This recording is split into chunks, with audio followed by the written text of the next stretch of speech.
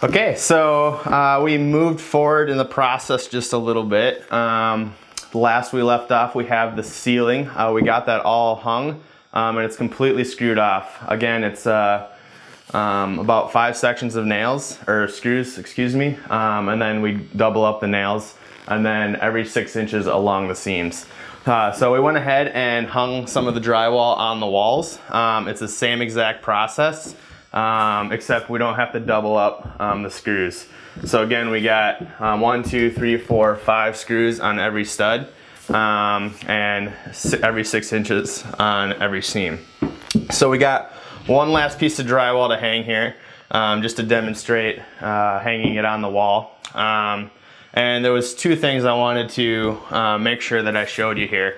One was just how to measure the outlet just a little bit closer. And then we have a good example of our corners here. It's a goal to try to get your corner as tight as possible, just like up here. That's gonna help out with taping and mudding. Your tape will sit in there nice and neat and have good support behind it. But you can have a little bit of crack in your corner, and this is a good example of the maximum amount of a crack that you can have in the corner. That can still be filled with tape and mud there. But anything bigger than this, then it starts to become a weak joint.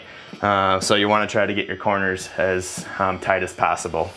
We also have our edge seams here. Again, it might be hard to see on camera, but these edges are tapered in a little bit, and we have tapered seam against tapered seam here to create that cove. That way when we put our tape on here, that mud will float right in that cove there, and we'll have a nice finish there. So just wanted to run by how we got this outlet a little bit closer. This is one of the most asked questions on how to measure your outlets behind your wall here when you don't have a sheet there. So basically what we did was we took our sheet here, we measured from drywall to drywall to get our length, and then we took our measurements. Let me go ahead and move the sheet out real quick.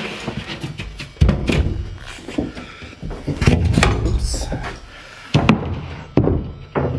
We took our measurements from one wall here. So I chose this wall, and what we're gonna do is we're gonna take all of our measurements either from one wall or from one fixed edge.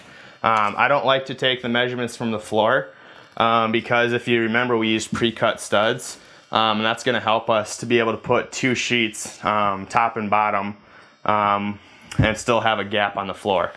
So you can see we still have about a 1/2 inch gap here on the floor. So if I took the measurements from there, I'd have to try to include some math of adding and subtracting a 1/2 inch, and it's just a little bit more difficult.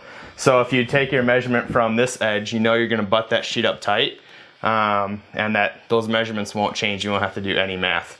So what I did was I came from this one edge, and I measured to this side of the outlet box, and I got 49 1/16. Then to measure this side of the outlet box, I'm still coming from the same point here on the wall. Again, if I butt that sheet up tight to this side and I have a little bit of a gap here, I don't want to measure from this side because that gap, I'm going to have to do that math again. So just take all your measurements from the side that you're going to butt your sheet up to, and you won't have to do any math. So then I got 47 1/2. So then basically I just wrote those 2 numbers on the wall here so I can remember them. Then I came from our top seam here, measured the top of the box, measured the bottom of the box, and wrote the numbers right here. Then all you have to do is take your sheet, cut it to length,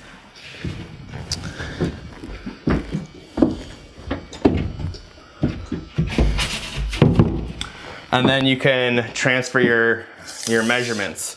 So I hooked on to this edge of the sheet because that's the corner I took our measurements from. Came across here, marked my 45, marked my 47 7/16 that I wrote down. Then I came from the top of the sheet, and again marked my top and bottom measurement, connected the lines, and then was able to cut it out with the keyhole saw. So now when we put it up here, obviously the box should line up pretty straight. But again, just to kind of reiterate, whenever you're taking your measurements, always go from those fixed points that aren't going to change, so you don't have to do any math. All right, so we're ready here to go ahead and install this sheet.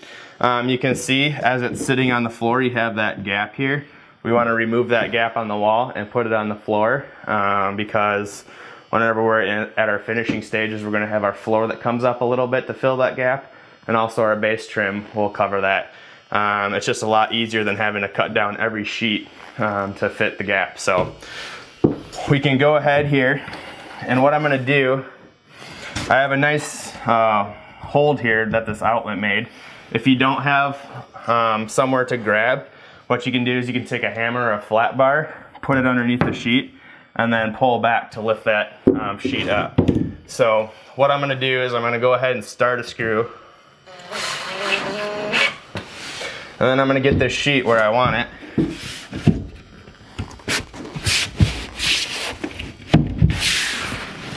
Okay, and then I'm going to screw it in.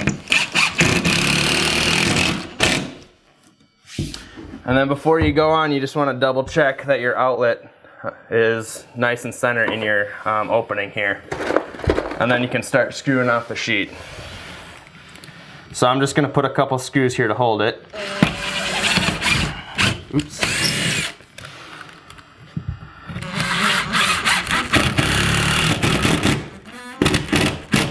Alright.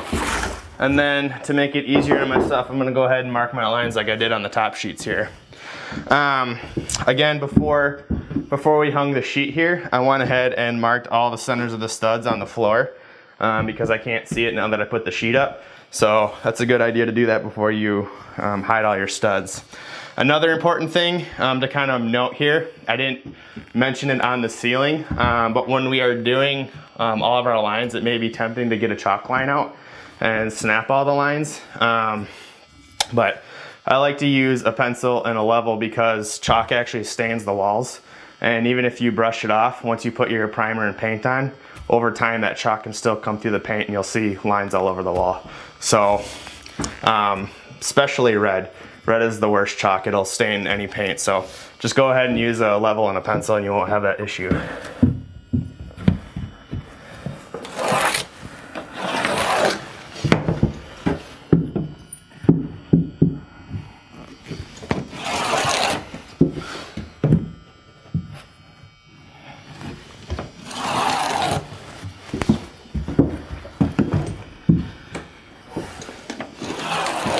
All right, so we'll go ahead and finish marking out these lines, and then we'll go ahead and screw off this sheet. Again, 5 nails on every stud, making sure we get the corners as well. Once we get that sheet screwed off, we'll go ahead and start taping and mudding.